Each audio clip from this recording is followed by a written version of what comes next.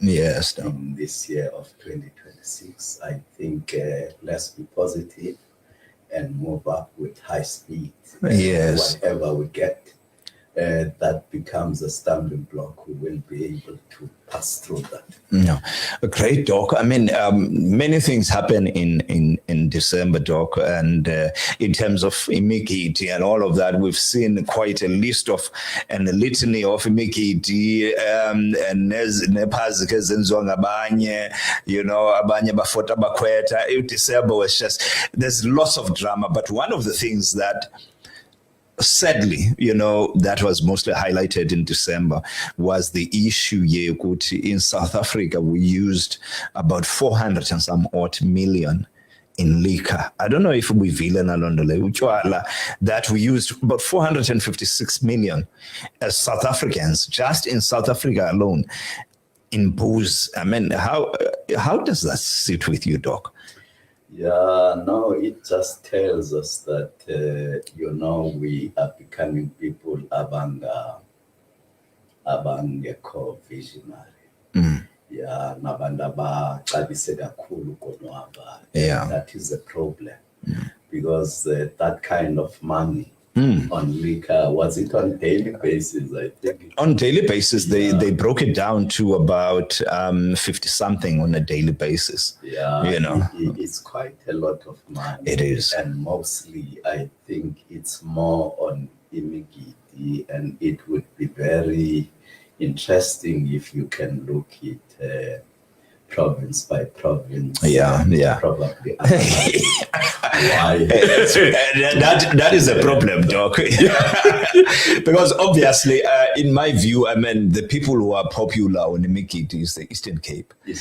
And it definitely would come number one on that particular list. That's why I'm saying that would be really one of the issues, because we are making competition. Yeah. Emigidini ngokugida ngotywala, as if xa ugidela umntana, yazi ngaske ngelinye ixesha sisebenzise nento ezi-valuable, like clothing, like money, and all of that, something that would help you tomorrow. On something. Or laptops, I mean, umntana into azayifunda, because when you grade 12, umntana definitely, I say university, they're going to need that laptop to be able to, start actually university life and all of that.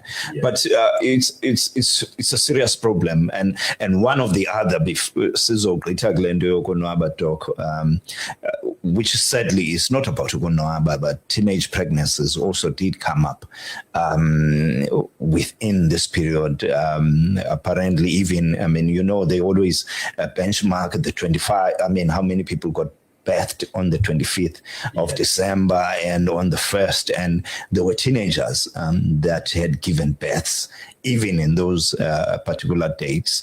I heard a lot of people talking about the 26,000 or so teenagers that gave birth in our country, and that's quite a big sad statistics, and something, and I think for me, and I hope that part of these conversations we can be blunt about it, as Black people. What hurts me the most is that most of those people, those kids, are Black kids. We never hear this about in white communities. I don't know whether they are hiding it or whatever the case might be, but mostly is Black kids, So what do you think, Doc, as we start the year, we know that izikolo ziyavula ngomso, so we know there was a lot of Matric results and all of that. But what are some of the fundamentals when you look into the Black community, as it were, things that we can try and correct maybe and work on in 2026 as parents, as Inklin, because part of this also comes from, parents in the homes and how they deal with these things, as it were. Yeah, firstly, I think Leendaba ukache kuyo the pregnancy affecting teenagers. It's one of the issues. And it talks about planning and family planning. Because basically you are a child who would actually have a burden of having a child. And obviously, it takes you to South Africa. It's a class society.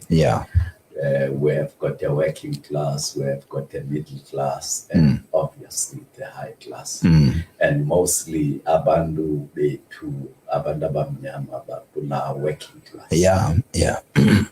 And imbangelo yobana sithatha abantwana bethu sibanike education, we want to move them from the working class to the middle class, which is it has to do with the income nendlela umuntu ahlala ngayo. So those are the issues ekufuneka ke ngoku sithethile ngazo. Because when we plan family, you need to have a family that you will be able to sustain, be able to give education and all of that. There are people abanye that depend on government grants, and we cannot be grant dependents. That money is too low. So we need to plan those issues. The other issues is that as families, abantwana bethu asikwazi ubafundisa. We don't take much care of them. For an example, sometimes I don't understand, because it means that as a parent, we are or less than 10 years, you would discover good lamnana gabuyi after 8 hours. And umntana funeka soloko engakuwe all the time. I think we need to be forward-looking.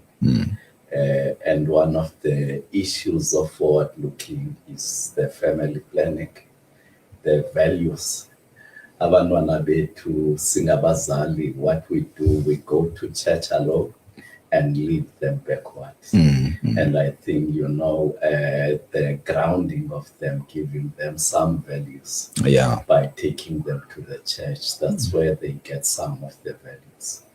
Because education is not only about formal education at school. They also need to be educated in terms of the church. Hence we see a lot of crime and a lot of things that are happening. Because there's kind of education about good values when you take your kids to church. Doc, as you see, the subject, I think back to my days when I was growing up. I mean, I actually learned to speak proper English when we were reading those Bibles, Good News Bible and all of that, King James, all of those actually gave us more exposure into English, more than in school, Instead, it became vice versa. We were the ones who were actually more, English savvy than the other students. And I think also the other values of course, that come in, in Begwa and how to, raise proper families. And I always say, when I speak about, even for me, being the married man that I am, one of the things I made a decision was seeing my uncle. My uncle was the first person who was in the kitchen, a peg. Xa endlini yakho ayihlala apha eMdantsane, fike lo make epheka u-auntie wenza i-homework nabantwana, and I kind of liked that. And I said to myself, that's what I want to do when I'm old. I want to be able to cook for my wife and the family and all of that. So it's just those things, they may be small, but they do make an impression. emntaneni, you know, and then begin to shape how you then, you know, grow as a child. So I think it's quite important, but we will delve into those discussions, guys, into the year as ixesha lisiya phambili, and perhaps maybe find some programs that we can even be involved in trying to shape, you know, the upcoming generation to think, you know, much broadly and much more differently than it is at the moment, as we see. I don't want to say it looks hopeless, you know, but definitely when you listen in the news, there's much more bad news that you listen to with teenage pregnancy. So in the middle of a festive season, you hear about teenage pregnancy, you hear about the death of initiates, 41 initiates. So all of those things, they come in the cloud of all of that celebratory mood, December. But those things, they do come in, and definitely we need to deal with those things as a society and as a country, as it were. But Doc, I don't want us to dwell on this. I want us to, you know, current affairs mostly is not just about societal issues, but political affairs, you know, and the things that are happening in and around the world. Let's just maybe, Doc, touch quickly on what your impression was. Unosiviwe Gwahube. This was her first you know, year as she didn't even finish she started most in May being the minister, basic education, and the results came out, and I don't think that, you know, anyone can measure her on that result as her having made a difference, because I mean it's 88% nationally, and from 87 point something, you know. So there was a slight. I think there was much more commitment in the provinces, and maybe the impression that I would want to put on the table is to say, perhaps maybe it's too early to say that's her work, because ufike umhlaba sewuhlakulwe, and she just took the baton from someone who was before her, who had done the work before her. Is that a fair sort of assessment, Doc? I think it's a fair assessment. In terms of the results, we can't say that it's her work, although she has done some work to add value in whatever was there. Yeah. Because she has visited a number of schools.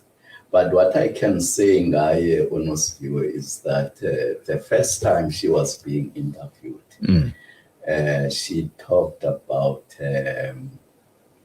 the early learning, the preschool and all that as important. Yeah. And saying that as South Africans, we are very obsessed about the Matric results. And the Matric results is a build-up from other grades, which I think it really impressed me. But what I can say about her is the analysis of the stats that was brought in. For the first time, I think we were able to know the dropout rates. Because normally we usually say these are the Matric results. And the people who the distractors, you know, would say, but that's not Matric results. Some of the kids were dropped out. And then Professor Jansen is a big one on that conversation. And then people would say a large chunk of the kids, you know, are dropouts. And nobody knew in terms of percentage where do we get those dropouts. And she was able to say that in grade 8, there were so many dropouts. Grade 11 up to grade 12, this is so much. And she was able to say 88% are within the system. So those that wrote Matric is 88% of the student who started from in 2014. Yeah, which I think was good. And she was able to say, although we don't want that roughly 12% as a dropout, but at least it's not a large amount. So we are able to say. Yeah. I did like that kind of analysis. But it's also worrying in a way. And of course, I mean, this period, there are a lot of detractors, a lot of criticism that comes around that particular subject you're raising. And also, I think the picture then it paints is similar to what I was talking to you about earlier on, that the picture it paints is that those kids that then didn't finish or stopped in grade 1 or grade 8 or grade 10, so they are now at a stage where they want to be working. They want a little bit of cash, in their pockets. And because they didn't realize that the decisions that they took to not finish or to drop out from school would then later on affect them in a manner in which they would need money and they end up being criminals or find ways of making that money, which they would have made, legitimately so had they gone the course, That problem is a problem that continues to ensue us as a country. And do you think we have answers for that problem? Because our criminal rate is very high. Our dropout rates are high. So you can actually link these two to be the reason why the crime is high is because of that dropout rate. Because those kids now, they need to be working and they can't work because they don't have the requisite skills to be able to do the work. Of course, some of them would be in construction, but how many of them are in construction? I mean, you drive here in Amalinda, I don't know how it's like in King now, you drive in Amalinda City M, lots of guys sitting there with, paint brushes and all of these tools, they're looking for jobs. So how do we link that and begin to say as a country, we need to deal with this decisively and find a way of dealing with this problem? As you said, she explained it nicely. Yeah, she did explain it nicely, and she was able to say that government enforces that every child must be at school at least up to grade 8. That's grade 8 up to grade 10. And she was saying that when they reach that, it just means that the government is not monitoring. And to a certain extent, the parents are failing. So I think I like that analysis. Number 2, I think what you are saying in terms of them goes back to the quality of life that they would live. Because those people now are choosing to be at the low level, which is workers. And there's a lot of exploitation in that regard. But crime-wise, it's difficult to say you see Lester because there's lots of graduates who are also not working. The other professor was saying at some stage, we need to ask ourselves whether at universities are we teaching people to be criminals, or are we then giving them the skills of how they could be perfect criminals, but to a certain extent, it needs a kind of research.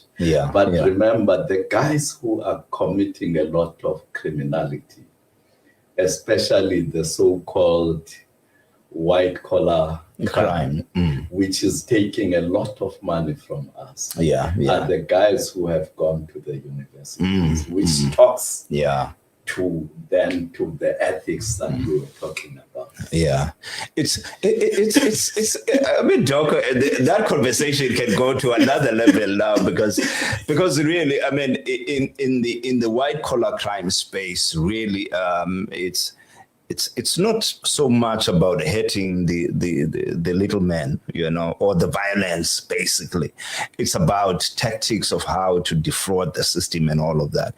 Whereas there, those guys who are down there who finished maybe in who dropped out in grade 8 or whatever, for them they don't have that sophistication. So for them, violence would be a solution, as it were. And they would also be used. Yeah, by this. Those kind of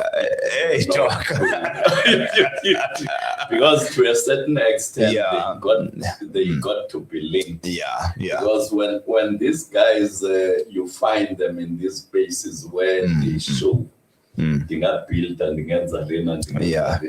don't get job. A criminal who is a white collar criminal recruit those people. I mean, who knows? And in the process, their crimes are more violent.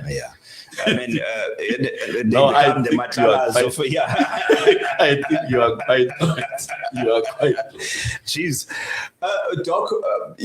That was the Matric results, and I think, I mean, for me, quite happy, and congratulations to all the kids, that really made it, and even those who didn't make it. I think it's still more time. It's not the end of the road. You guys can still push, and push yourselves, into making it next year as well. And I think that's one of the things that we were talking about earlier on off air is kids. Guys, repeating is not a crime. Go and repeat and get the required results in order for you to be able to do what you need to do. Yeah, I think that's one of the things that becomes critical. And Doc, now we go back and we go to the weekend. The January 8th. I don't know if you had any glimpse to the January 8th statement before we go and sort of do a reflection on Madlanga and other stuff. Did you at any come across maybe some interesting things around the January 8th?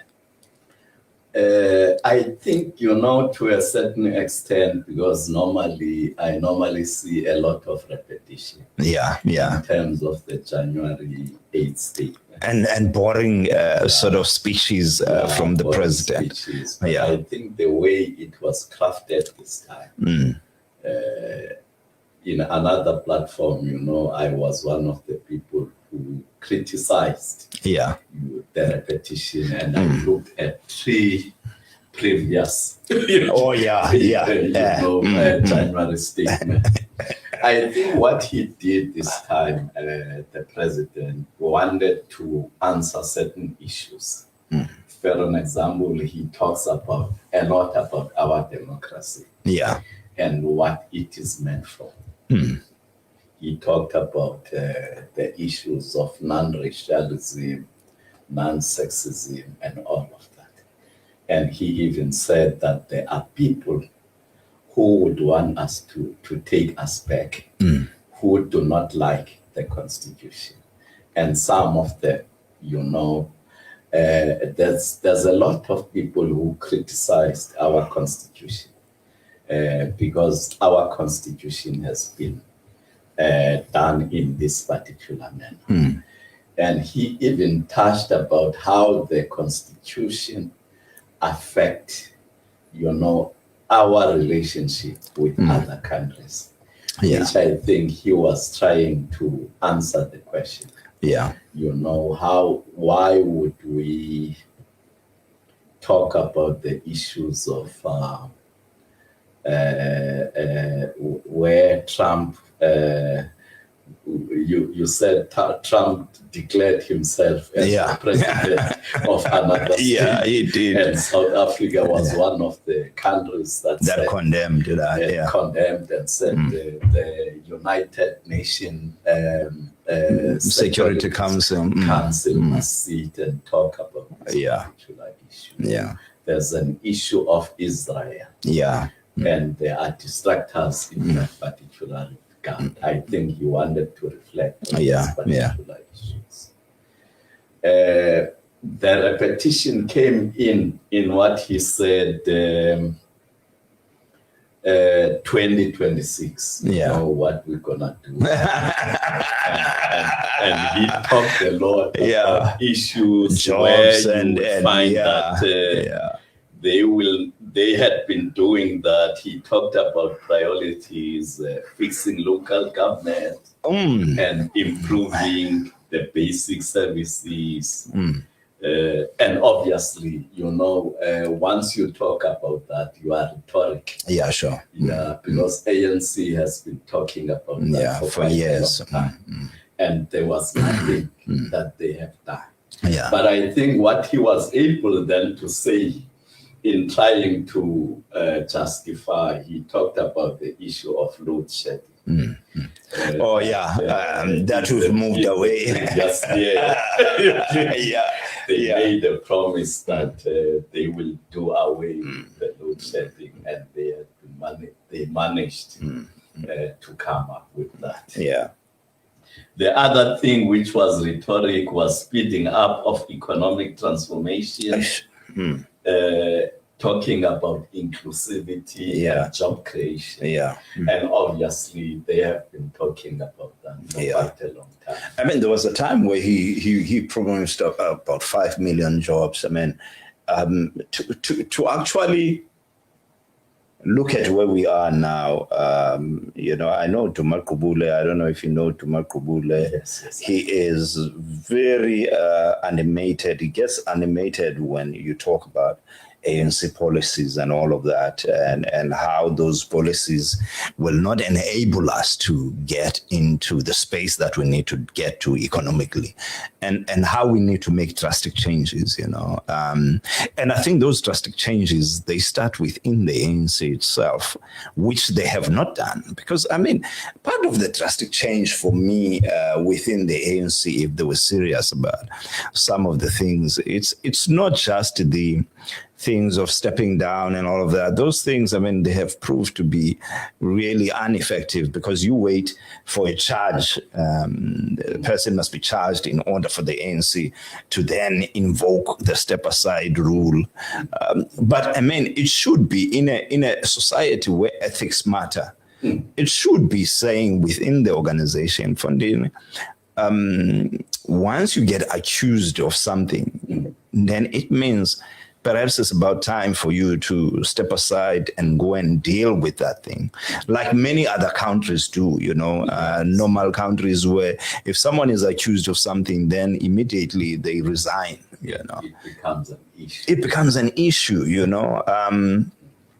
So that culture, because it has not been inculcated, and then that is why there's a slow movement even of the renewal of the ANC, because you don't get this picture. I mean, you're speaking of renewal, and yet in government you have people who are tainted, you know, who are still leading. So that process and the whole thing about the ANC, and the elections, as you rightly pointed out, Doc, going into local government elections.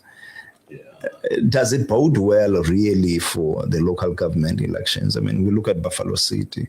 A lot of people, I don't know if you follow Twitter, I mean, there's a lot of there's a lot of halubalu about Nasipi Moyo in Pretoria, the mayor. She's doing a lot of good work. I mean, certainly from what we see, and everyone is a big fan of her. Whether or not people will vote for her when it really matters is something else. But in the meantime, that's what we're seeing. So drastic changes, Doc, what do you think that picture should be, where the ANC can actually start to regain the trust that it has lost in the people of South Africa? Yeah, it's going to take a very long time.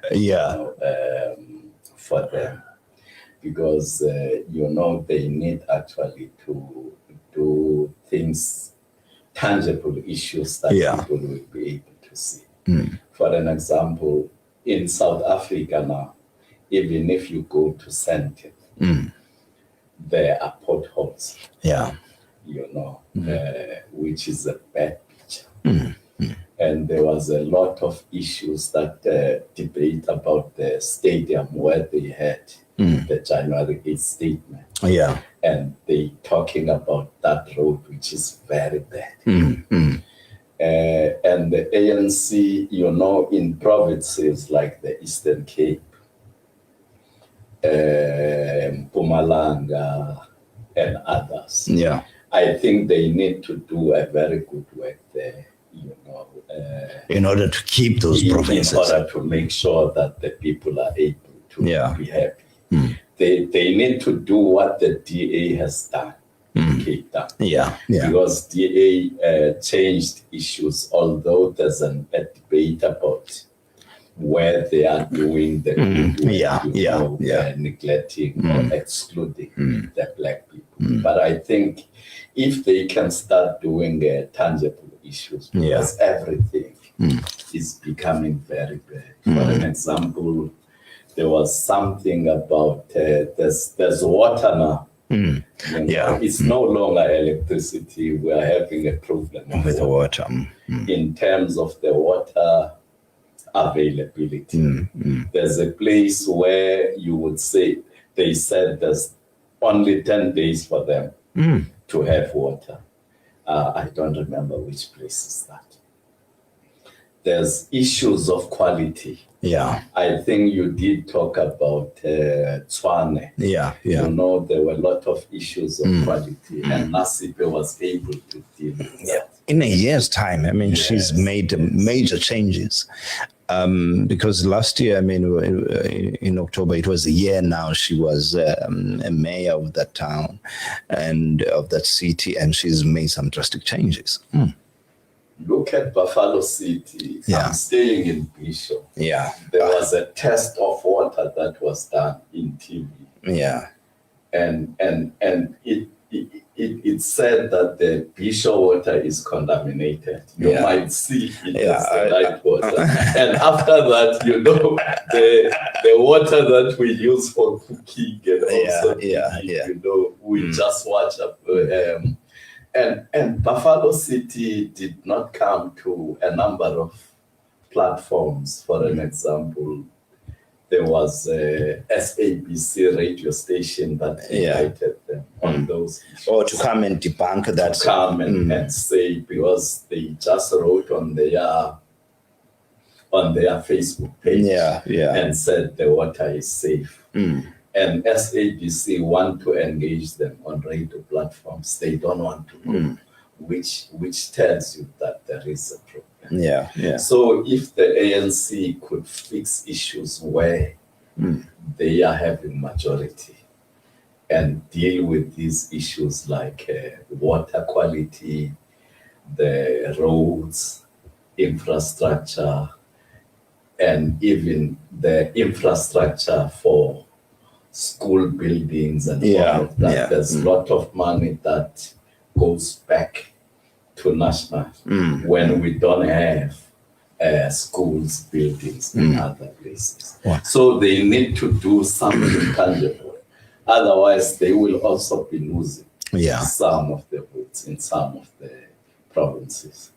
And if you know the ANC, how many, they lost only the KwaZulu-Natal.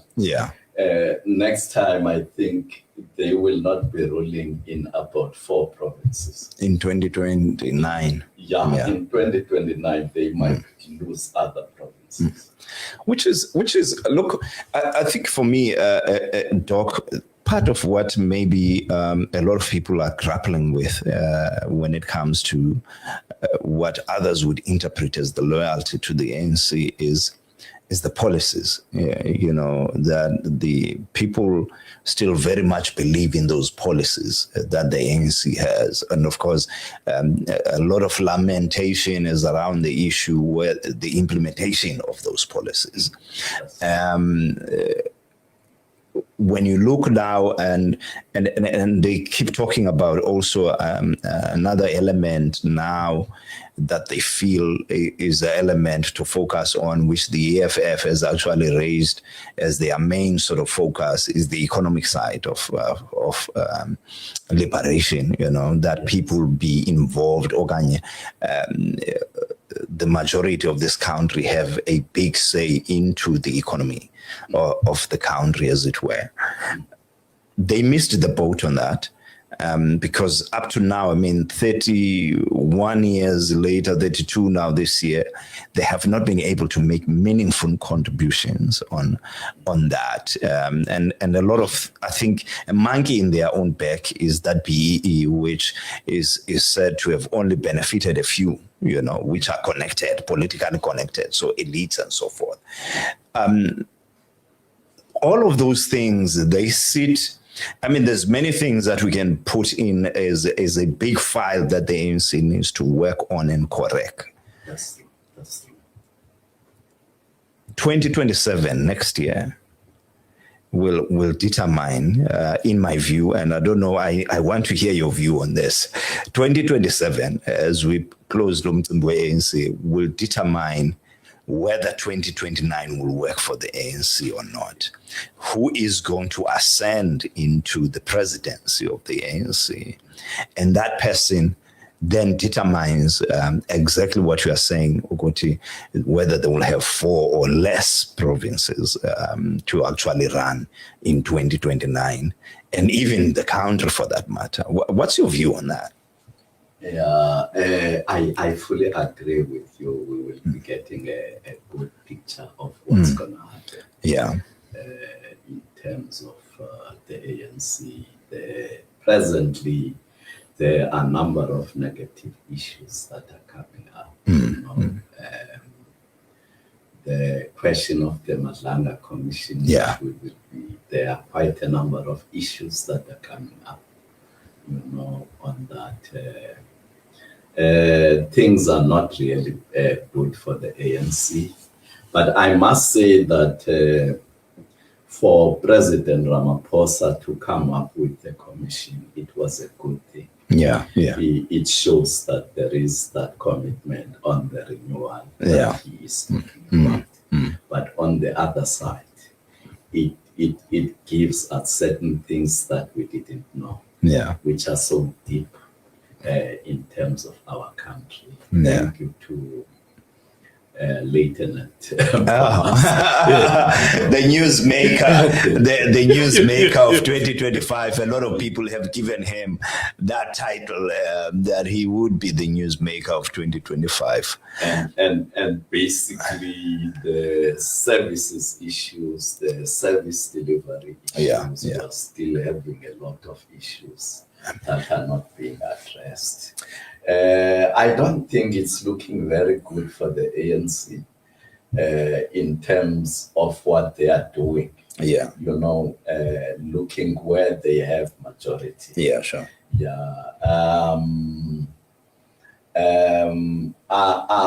other issue is the leadership. They seem not to be clear in terms of their leaders. There is no.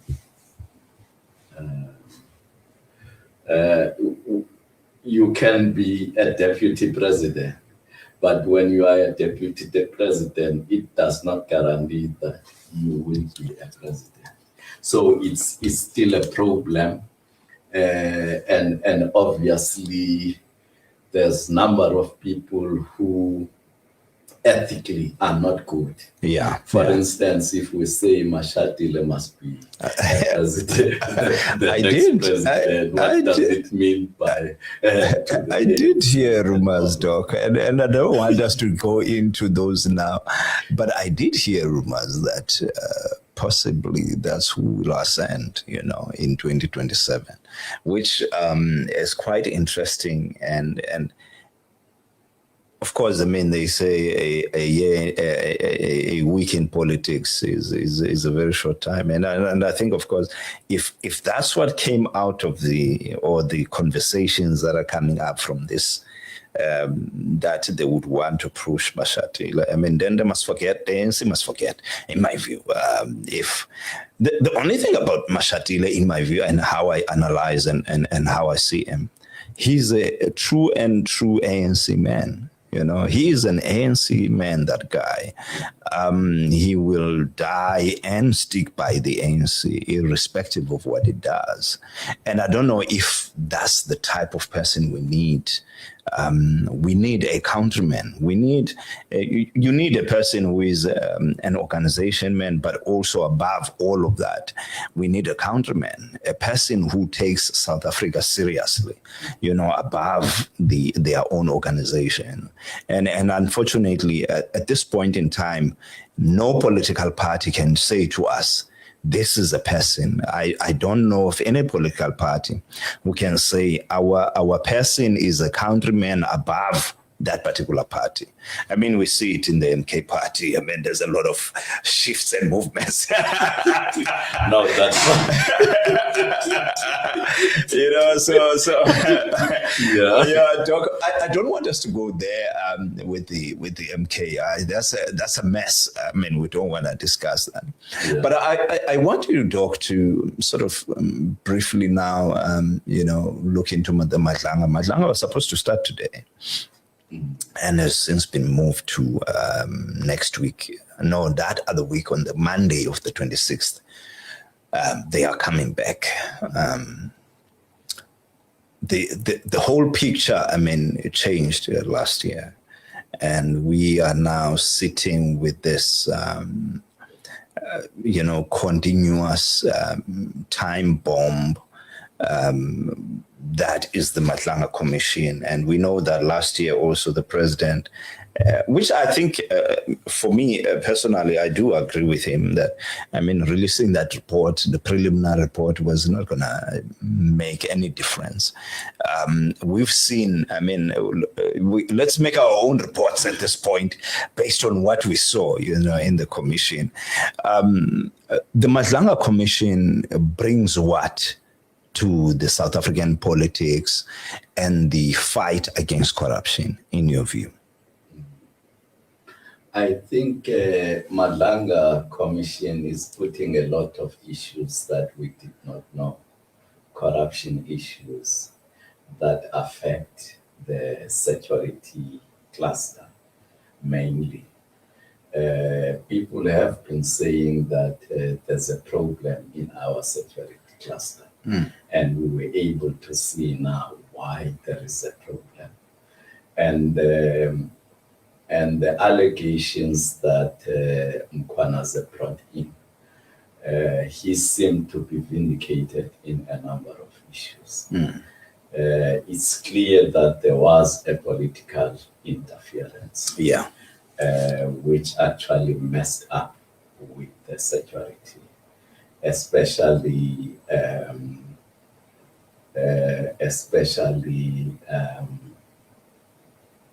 in fact, the whole system has been affected. It has also brought in that even within our judiciary, you know, the criminals were kind of infiltrating in that particular area, which is quite good for us to know. It brought some issues that there are gaps within the system, you know, itself. We need to tighten up by by fixing our legislation. The issues of weaknesses in NPA, you know, we have been able to see that.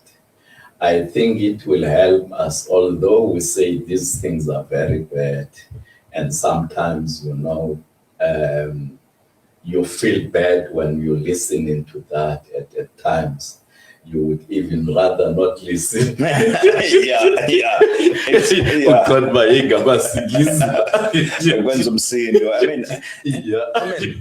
think one of the before you finish, Doc, one of the sad ones for me was the Ekurhuleni Police Commissioner, Mr. Mapieye. I mean, Mr. Mapieye, that old man, you can, but this guy has been abused. I mean, in that space where he was working, was supposed to be in charge, but he was really abused in that space. And for a man who's probably a father or a grandfather, I mean, he was really not given the respect that he deserves. So that's how bad things were.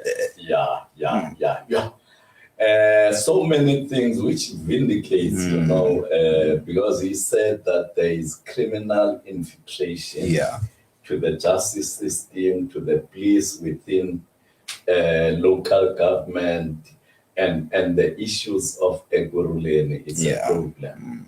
And it appears as if they will also be going to Tshwane.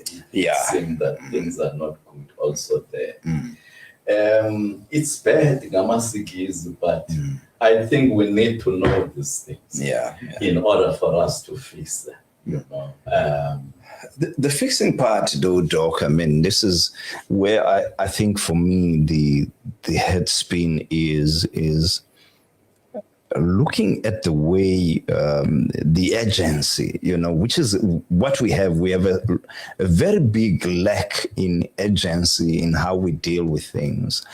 Look at the ANC's renewal from 2021 was it when he came in, Ramaphosa, and spoke of a renewal. I mean, he's been renewed. 2019 was 2019.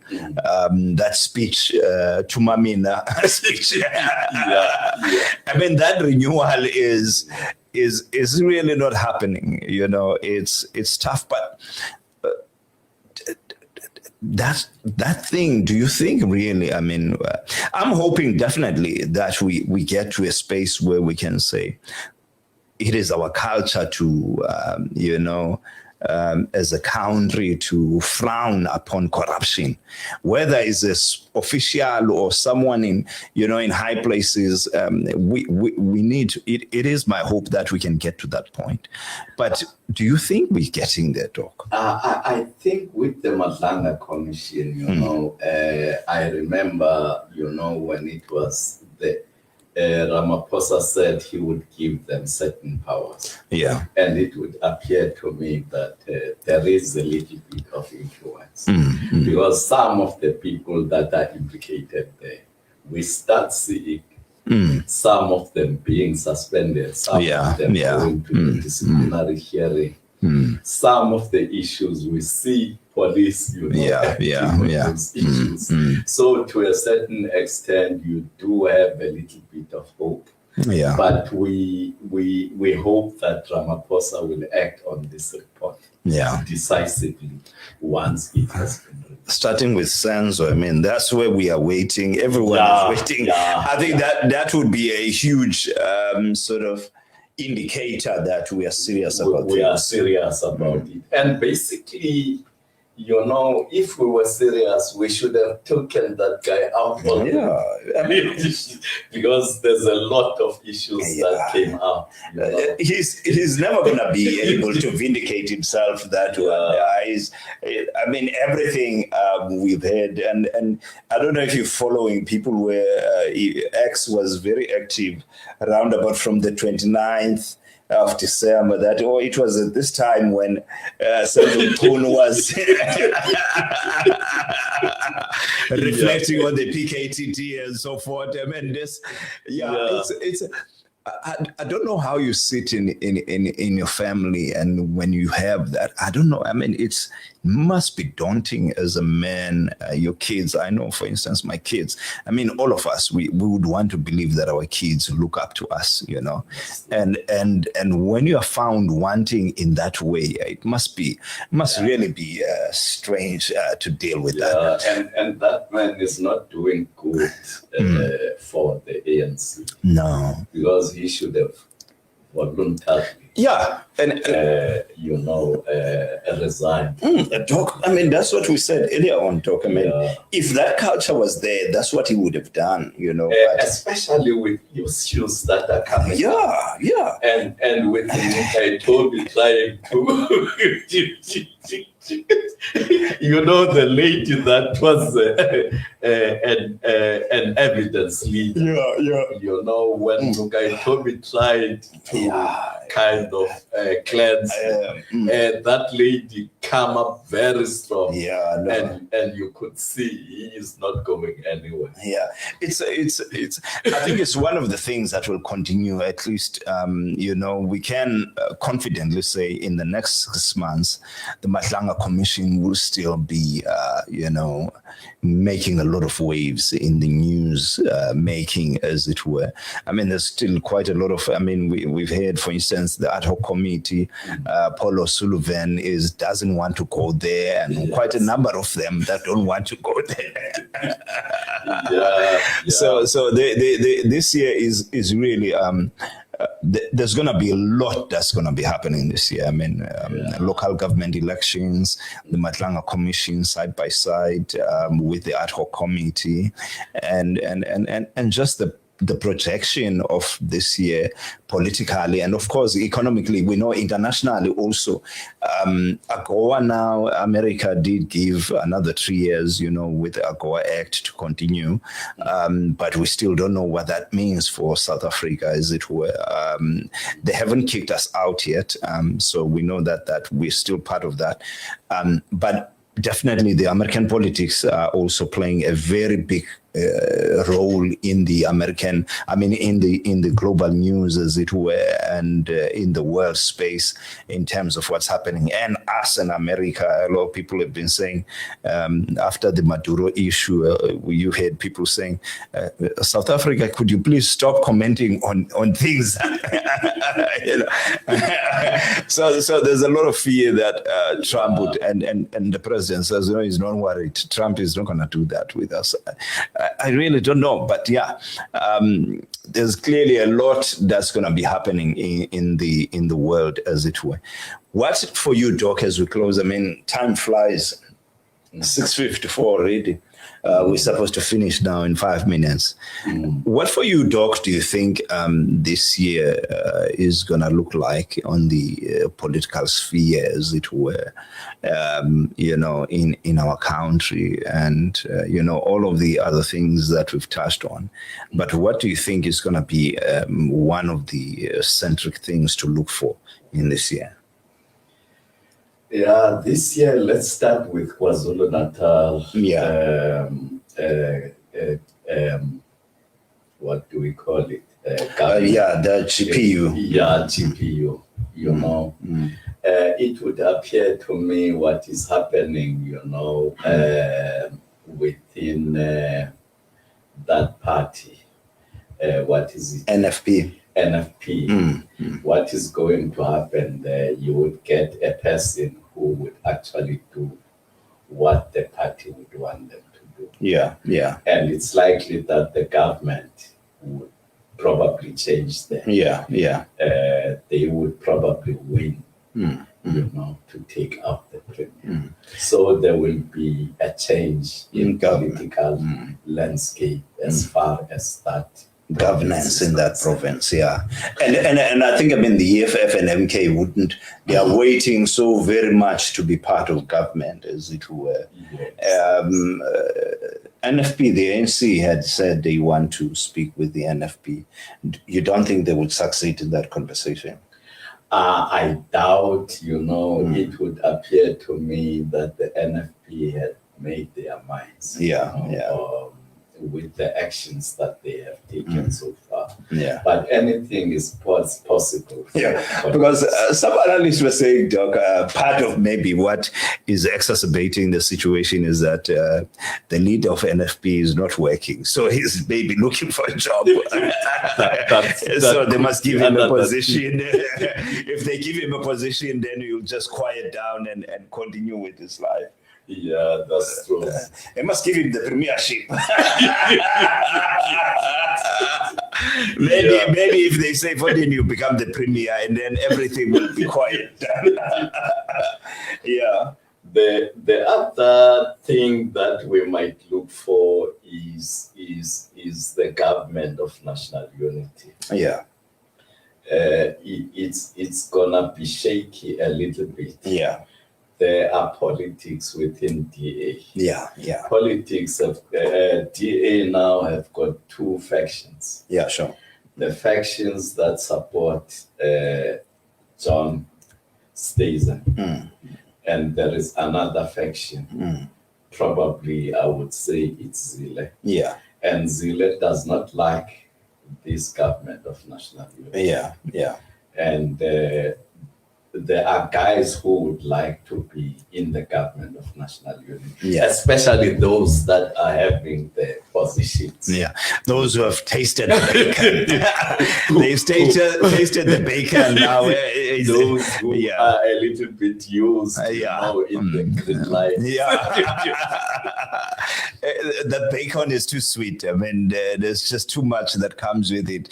And I mean, that picture is the same picture with the SACP.